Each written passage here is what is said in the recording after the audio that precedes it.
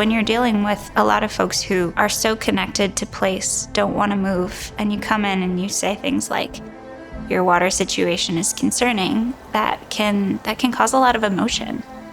Akron, Michigan is a really small town up in northern Michigan that's suffering from a lot of different water challenges. Residents here complain that their water looks brown, that it tastes salty, that it smells bad.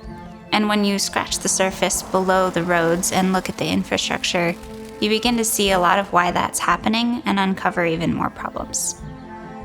We do have certain wells with high fluoride contents. We do have a lot of rust from this older system that we have that affects the water quality, both visually and how it tastes. I don't drink the water. My dog does not drink the water. My husband does use it for coffee. We do use it for cooking, but we don't drink it. I worry about the main well failing every night. The village relies on a single well, which last September we had a hole in the tubing, so the well, as it ran, was just recirculating water and not getting it out to the village. That forced us to drop back to our backup well, which was a well that was put in 1956, which is too small for the amount of water that the village needs. So if that well were to run 100% of the time, 24 hours a day, it still would not provide enough water on a daily basis for what the village needs.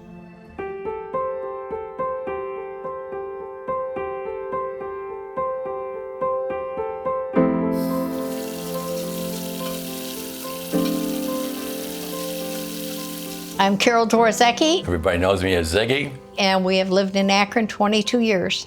There you go. How's that for contrast?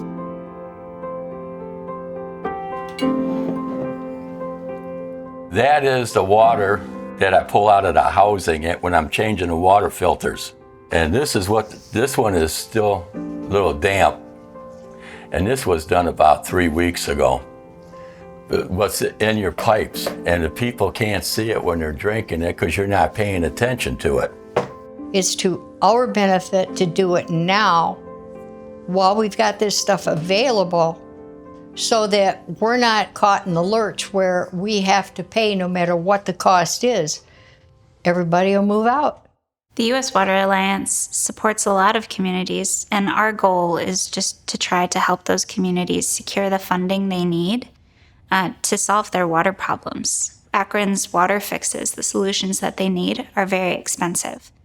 The engineers are estimating that to solve all of their issues, a new water tower that's appropriately sized, a backup well so they're more resilient, fixing their very old system of pipes in their distribution system, and creating loops so that no one's dealing at the end, living with stagnant water, is going to come in at about $12.5 million at last estimate. Well, the program that they've presented sounds like an excellent idea that will help a lot. And it's worth every penny to get good, decent water. If we don't become eligible for a pretty good pop from all the concerns, we won't be able to put a water system in. They'll just keep shutting down homes and this will be a ghost town. If we want to give quality of life to our residents, we need water. If you don't have water... Well, raising a 7-month-old daughter here in the village, I hope the future's bright and we can get the water fixed for her. That way she's not having to deal with us as she gets older, that, oh, hey, don't drink from the water spigot, or grab a water bottle. And I've even caught myself in the last year, instead of just throwing the water bottles away, I'm starting to crinkle them up and I'll recycle. I never used to do that. I don't know, something changed. Yeah.